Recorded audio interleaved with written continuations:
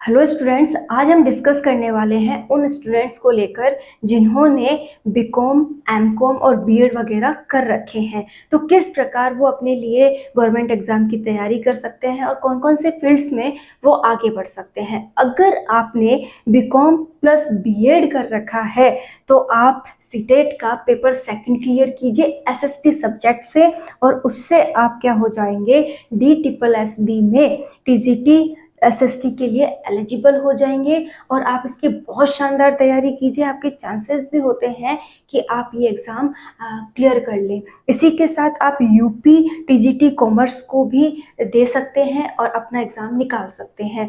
आप KVS TGT नहीं दे सकते क्योंकि वहाँ 9th से लेकर 10th तक ये जो एक कॉमर्स होती है वो वहाँ पढ़ाई नहीं जाती है, तो ये आपके लिए यहाँ सुविधा नहीं है।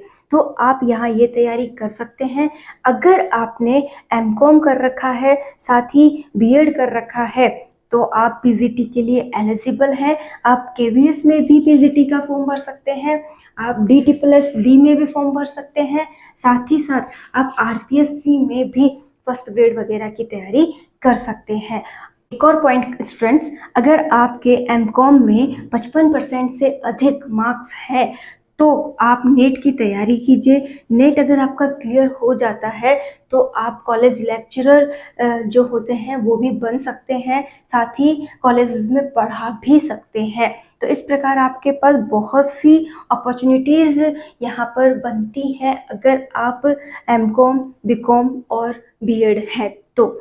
स्टूडेंट्स, एक बात ध्यान रखिएगा, चाहे फील्ड कोई भी हो, हमें तैयारी तो करनी पड़ेगी। और अगर आप तैयारी करते हैं पूरे ईमानदारी के साथ, पूरे फोकस के साथ, तो आप कोई भी एग्ज़ाम ऐसा नहीं है जिसे क्लियर ना कर सकें। कमी आप दूसरों में ना देखें, पहले खुद में देखें कि हाँ शायद मैंने अब कोई गलती कर रखी है जिस वजह से मेरा सिलेक्शन नहीं हो रहा है। तो अगर आप किसी भी एग्ज़ाम में सिलेक्शन लेना चाहते हैं तो सबसे पहले अपने आप पे फोकस कीजिए कि शायद मेरे ही प्रयासों में कुछ कमी है जिस वजह से मुझे सफलता नहीं मिल रही है।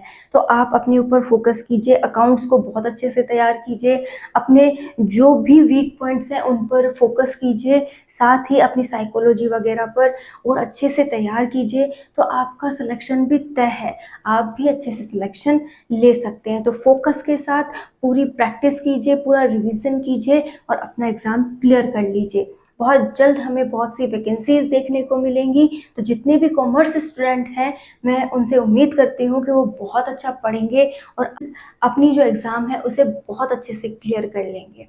All the best students.